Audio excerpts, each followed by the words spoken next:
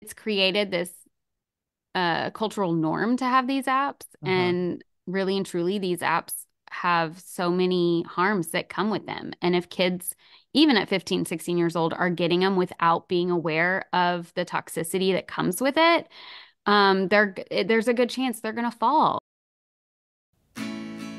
Welcome to the Healthy Screen Habits Podcast. I'm Hillary Wilkinson. Whether you're starting your parenting journey with a newborn or looking to connect with your teen on technology, let's learn some new healthy screen habits together.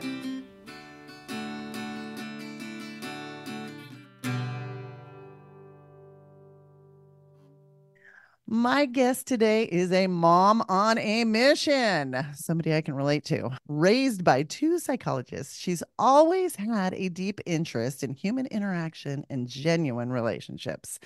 Fast forward and apply some like real life math. She's now a mom of four and a therapist. After working with teenagers, she decided to take on parenting from a new perspective. That is actively parenting today to protect your family's future tomorrow. I love that. Today, tomorrow. She provides motivation and hope for families across the nation by helping navigate the world of technology, social media pressure, and lost connections. Welcome to Healthy Screen Habits, Tessa Stuckey. Hi, thank you for having me. Tessa, you clearly speak and work with families every day.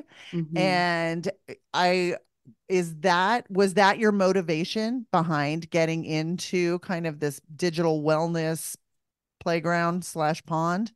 No, not at all. I became a therapist to work with teenagers just to help them with typical life stressors, learn how to, recognize their emotions and then regulate their emotions. I wish I had a therapist when I was a teenager. And so I started working about almost a decade ago. So 2015, and it hit me really, really hard because every single one of my young clients was struggling with suicidal thinking and self-harm. And obviously, when you go get your degree and your master's in counseling, you're trained and you expect to work with that demographic from time to time. However, it was literally every single client, and it felt like these parents were just, it came out of nowhere for their families. And it scared the bejesus out of me because I have four kids, and at the time, mine were four and under.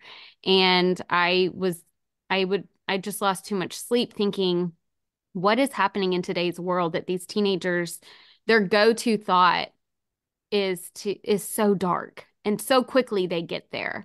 And so I fell into understanding how social media and screen addiction really is affecting our culture's overall mental health and especially those young brains and hearts. Okay. I think your timing of your professional life and your personal life, I mean, you're the perfect like intersection of understanding what parents are having to deal with. And Mm-hmm. I'm so grateful that you're here. I'm so sorry to hear your clients are in so much pain, but I'm so grateful you're here to help them. Well, the good news is that many of them are much better. And once I figured out that social media screen addiction piece, I knew exactly where to go with my clients. And I'm happy to report right now I don't have any suicidal clients. And I've seen a shift within my practice. But I wanted to take this information further than my office, as a mom myself, trying to do that preventative care. And I believe every parent needs to hear this so that they can practice preventative care or intervention within their family. Yeah, yeah. So what is it that when you clearly you have like individual clients, but you deal with families as well. And Mhm. what is it that you see is this like this great divide, or what's the biggest point of conflict that you see when it comes to screens and family dynamics? Yeah, that's a layered it's a layered answer, right? But I think there's so much offered in the digital world that it's only natural for individuals to be drawn to it and to have it with them all the time, lean on it for whatever reason, whether for entertainment, to find an answer to a question that they have. So using it for a resource or using it as a distraction for boredom or loneliness. And it's created this culture where true connection is harder to achieve. And then also, I think true resilience, using a screen as a quick fix, and never really learning how to recognize emotions and then processing emotions, um, has created that big problem. But then also, I think parents, because we didn't grow up with all these devices in our faces so much that we don't know how to parent these kids and the world that they're living in. And so I think that there's a lot of parents feeling helpless and Mhm. maybe just going with the flow or hearing that their friends got a phone and feeling pushed to get their own child a phone, starting in fifth grade or whatever, and just not really being aware of the true dangers. Yeah, yeah, yeah. So no single point of conflict, but it's a multifactorial. Yeah, I'm always trying to find the quickest fix because I know that's what mhm. people are interested in. And I have to Yeah. tell you, I have yet to find the quickest fix because honestly, I hate to use a phrase like fix, but the Hmm. best strengthener I Hmm. think that we have found in healthy screen habits is the relationship between yourself and your child Yeah, I do is too. ultimately your best strengthener, insulator, Hmm. no filter, no monitoring device, no nothing will take the place of that. Right. I So, agree. And I think that no matter what you do in your home as far as protecting your kids online, they still have to go out into the real world, ride the bus, go to school, go mhm. to friends' houses. And so I agree that the number one important goal for all parents should be their relationship with their child, having those open communication and talks. Yeah. Yeah. So here's something. We all strive. We all want in our, you get up in the day and it's kind of like, oh, with meal prep, if you will, Hmm. you you have your idea of how your day is going to go. And I mean, with four boys, active career, you've got a book, you've got a foundation. You are clearly someone who gets it of what life looks like for today's modern mom. Hmm. Okay. But so if I put my teacher hat on, Yeah. I know the importance of modeling correct behavior. Hmm. So we all want this like be present and engaged and strengthen this relationship but we also have 500,000 things we're trying to take care of at the same time. So how can parents what do you recommend that me as a mom can Hmm. do to model the best tech habits without looking like a complete hypocrite to my child?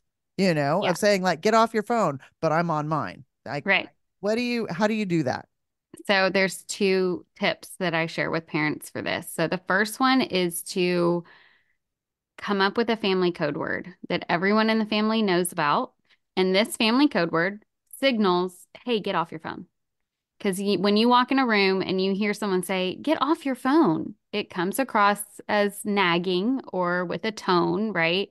And they may be actually doing something that's important, or they might be just scrolling YouTube and should get off their phone, right? But it's either way, it's signaling to the other person, hey, I want to talk to you, or I want your attention, or I'd really like it if you put your phone down. And so giving everyone in the family permission to use that code word and to call others out on it is really important. It gives the kids this permission to have ownership and recognize that their parents are human too, but also request nicely, can I have your attention? As well as it gives the parents permission to say that to their child for, however old their teenager is or whatever. It's just, I think it's a respectful way to ask, can I have your attention? The second tip that I share with parents is to get in the habit, starting yesterday, in narrating why you are picking up your phone. letting our kids know, hey, I need to check the weather to see if you need a jacket today, or I don't like this song. I'm going to change it really quick on my phone, or whatever you're picking up your phone for to narrate that to your kids. We want our kids to see that technology is not all bad and that we use it to be productive. And I know for me, it's like, hold on, buddy, I have to put this client in my calendar right now. Because if I don't, I'm totally going to forget, you know? And so it's just a matter of that respect too. And I think it's just good in general. Like if you and I went out to eat, it would be so rude if you're talking to me and I'm just pull my phone up without saying, hold on, my grandmother is trying to call me right now, or hold on, I need to check something really quick, you know? Yeah. So I think that just human decency, it's important to narrate why we are using our devices. And then the added bonus is it sets that good example for our kids. Yeah, yeah. That being in front of somebody and they're talking and you pull out a phone. I'm a big fan of portmanteaus, which is always a Hmm. word that I love to use. Hmm. And yeah. We used to do a thing called Words on Wednesday when we'd put something in that was like a newish buzzword, and the Like word a was slang word. yes, Yeah. yes. And the word for that I've heard is called fubbing. And Yes. it's like phone snubbing. So they put Yes. it together and it's fubbing. So Yeah. I very actually had a friend that would do that every single time we'd go out to eat. And it just drove me insane. And I couldn't go hang out with her anymore because I thought it was so rude.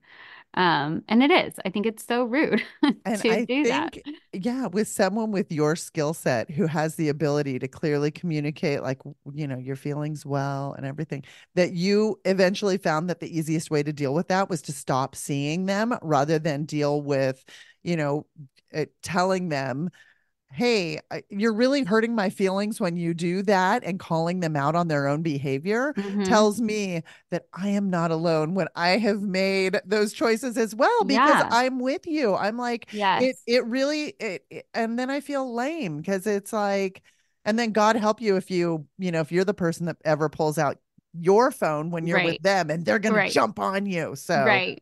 Well, and if they're a really close friend to you or your sister or your mom or whatever, I think it's important to bring that to their attention. But mhm. if they are not super close to you and you meet up with them and they're doing that, they're obviously not prioritizing that time with you. And I have other things I need to get doing and I would rather not, you know. Oh, really good boundary setting. Yeah. Hmm. So when we come back, I will be asking Tessa, aka the mom therapist, about social media. Did you know that Healthy Screen Habits does workshops?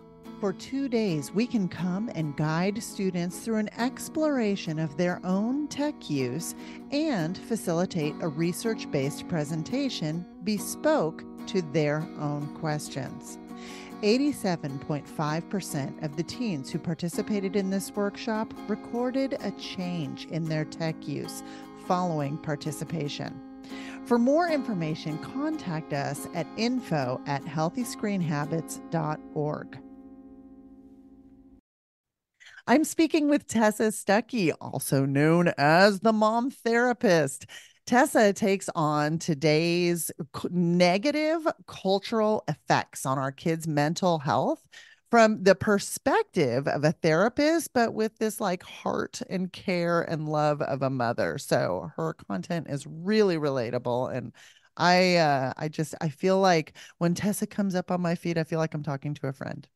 So when when I see your feeds come through, one of the things that I appreciate is you provide this really, I'm just going to say, real commentary on like the biggest issues surrounding mental health today. And you break it down into very approachable things that I feel like we can all tackle. So that being said, I'm wondering, we those of us who study social media, you know a lot about this. How this is I'm asking primarily for a social for a selfish reason. That's why Hmm. that whole research is me search kind of a thing. Here we go. Yes. So, how do you handle posting and like managing comments and all of that, but yet avoid getting sucked in? because I will do that to go on healthy screen habits. And then next thing you know, I'm like, why am I looking at recipes when I was supposed to be Right. staying firmly in my lane? Yeah. First of all, thank you for saying such a glowing review about my content Of course. and my work. My goal is for people to feel like I'm their friend just talking to them, because that's how I really do care so much about everyone's well-being and their kids, you know? So that's a very good question. And I'm gonna be honest, like there's times that I slip too into that addictive behavior. And that is really scary to me that we are grown adults with our brains fully developed. We work hard to set boundaries. We want to practice healthy tech behavior. And then when we're researching or we're going to post something, we can easily get sucked into that rabbit hole and that spiral of social media. So I have some pretty strict boundaries for myself, which is I do not look at my phone. I don't even look at it for the first like 2 hours of being awake. Now, I wake up very early. I wake up at 5 a.m. My kids don't wake up till 6:30. So I usually have that time to journal or read or stretch or whatever. Enjoy, wake up with coffee.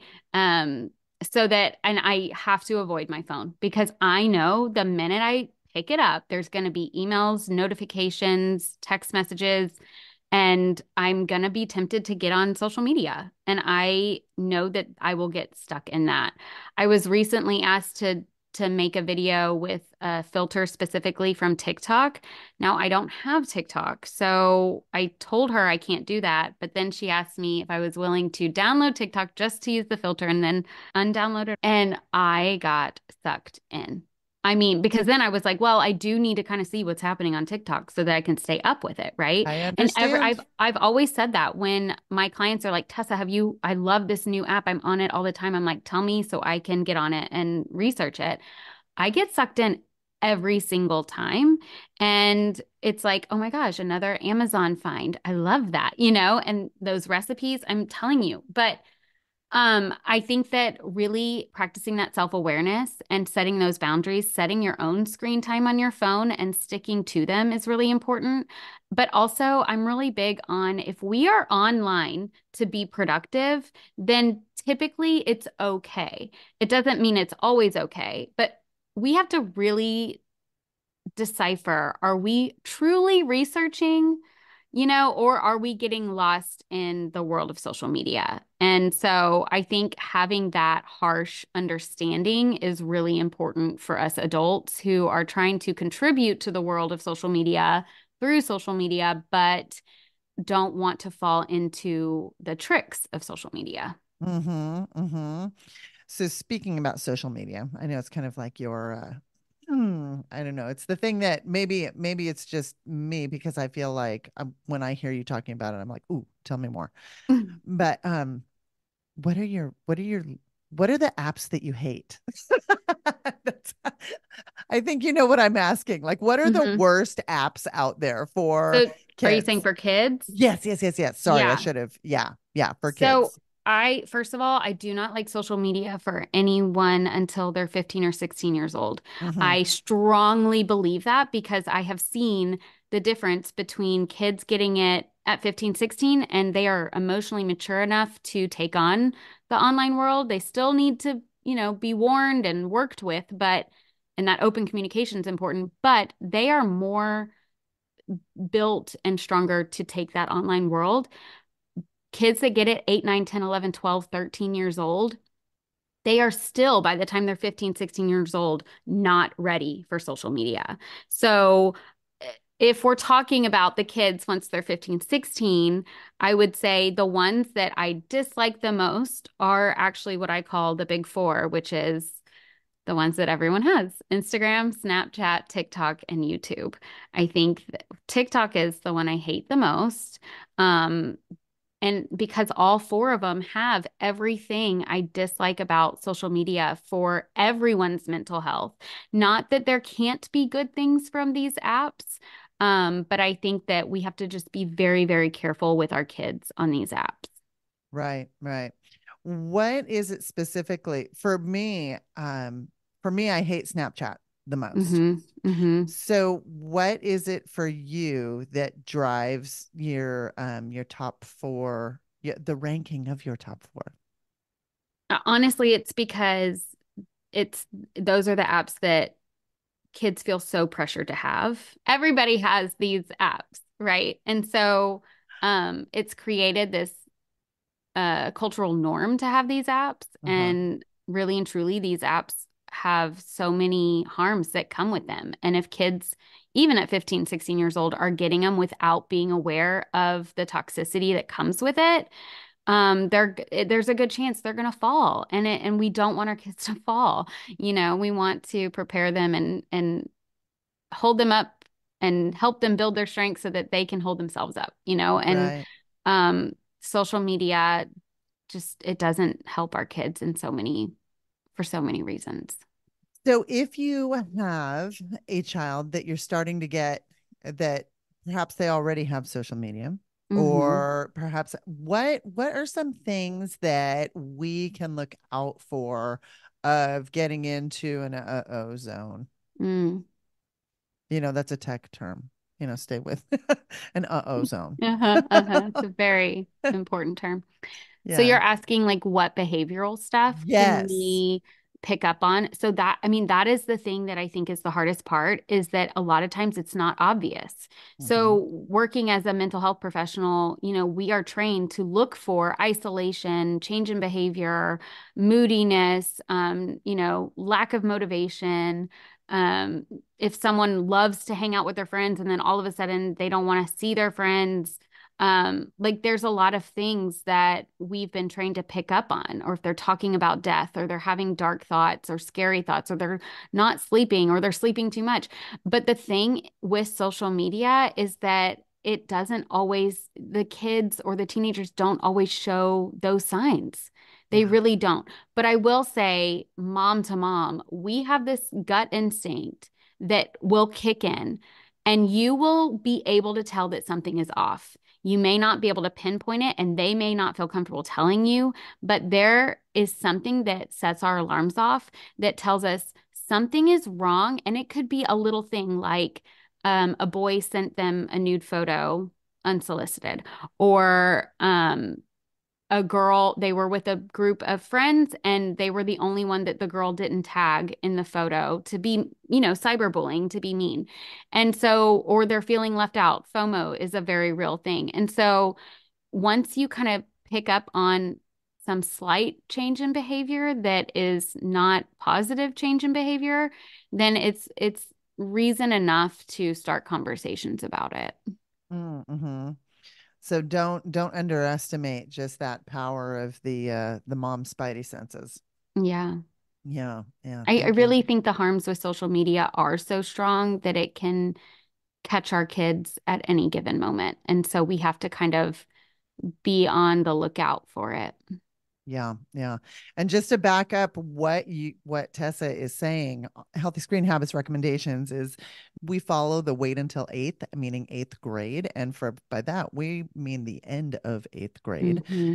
So for devices and social media not to start until about 15 and a half, 16, we have a four-part step into social media plan that we've just developed and are happy to give any presentations to anybody who is interested. We just did one at a school district and went really well.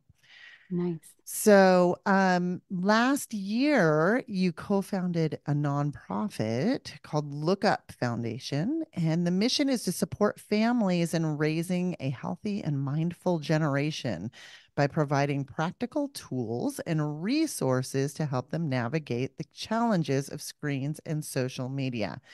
I think the emphasis on practical tools and resources is the thing that is so needed because for a long time in this nonprofit sector of digital wellness, we were focusing on awareness building.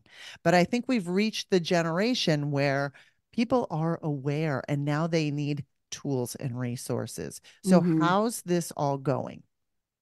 So it's going really well. So I have been on this mission since 2015. So coming together with my partner a year ago, it was a really great marriage and partnership because she was on the same track in her professional life. So we have all the content and the passion and motivation and the speaking experience ready to go. And, on the nonprofit business side, obviously some things take time and we're still in like program development and all of that. But right now we're putting a lot of focus in speaking and we speak nationwide, and really emphasizing the mental health side of screens. And then, like you said, that those practical tools. And so one thing we do is we meet with families who are struggling because maybe they didn't know the harms and they allowed their kids devices starting at 5, 6 years old. And here we are now, they're 12, 13,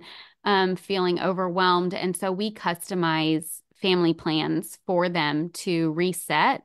And then we're really, really passionate about the preventative care. So we really try to get a hold of those parents who have little toddlers right now who are feeling just, overwhelmed with that lifestyle with tantrums and, sick babies at home and trying to juggle it all and wanting to lean on the screen a little too much and kind of how to support them so that they don't do that.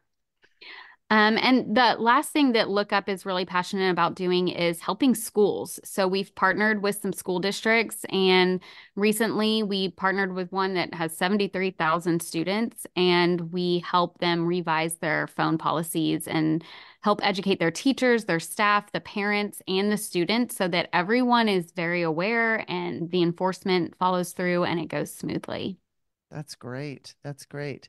Is Lookup a proponent of a phone-free school? Is that or a bell-to-bell type phone-free? That is my dream, but we do tailor it to what the district wants to do. But we really try to push that for Mm. sure, especially with the younger grades. That school that we worked with, the district with 73,000 students, we got it K through sixth grade, bell to bell, no devices, no smartwatches or anything. And then seventh and eighth grade, they're allowed to look at their phone at lunch, which I really was trying to fight against. And then ninth through 12th, it's the same lunch. And if the teacher allows it for instructional purposes, but no free time after work is done. So that Mm. was a win, but I would have been much more happier if they couldn't have it during lunch. Yeah, yeah. No, there's important social development that's going on. I mean, that's Mm-hmm. developmental that needs to happen Mm-hmm. at those stages. Yes. So we have to take a short break, but when we come back, I am going to ask Tessa Stuckey for her healthy screen habit. Looking for a phone that provides entry-level protection and grows with your child as they age? Healthy Screen Habits has done the legwork for you. TrueMe is the phone you're looking for. Featuring KidSmart OS, different isn't really the right word. Think revolutionary. Your kids can graduate seamlessly from one level of responsibility to the next based on their needs and maturity. TrueMe, spelled TROOMI, is leading the way on devices built for the growing needs of families. Get all of this and an added discount when you use the code HSHabits at checkout. I'm speaking with Tessa Stuckey, Wonder Mom therapist and co-founder of Lookup Foundation. Tessa, on every episode of the Healthy Screen Habits podcast, I ask each guest for a healthy screen habit. And this is going to be a tip or takeaway that our listeners can put into practice in their own home. I know you have a million. That being said, can you shoot one of them our way? Yeah, I think the somewhat easiest way to start is to create a new habit and lifestyle norm within your family that anytime someone is upset or distressed or even bored, that screens are not available. And I know that that goes against kind of our natural way of thinking because we want to maybe fix whatever distress our kids are going through.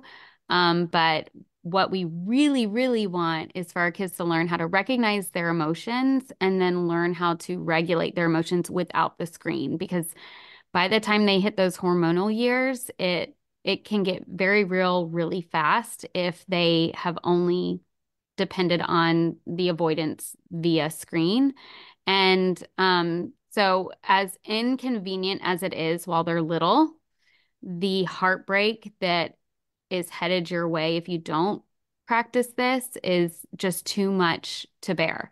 So, I would say during a time of boredom or distress, to make your family lifestyle to not have screens.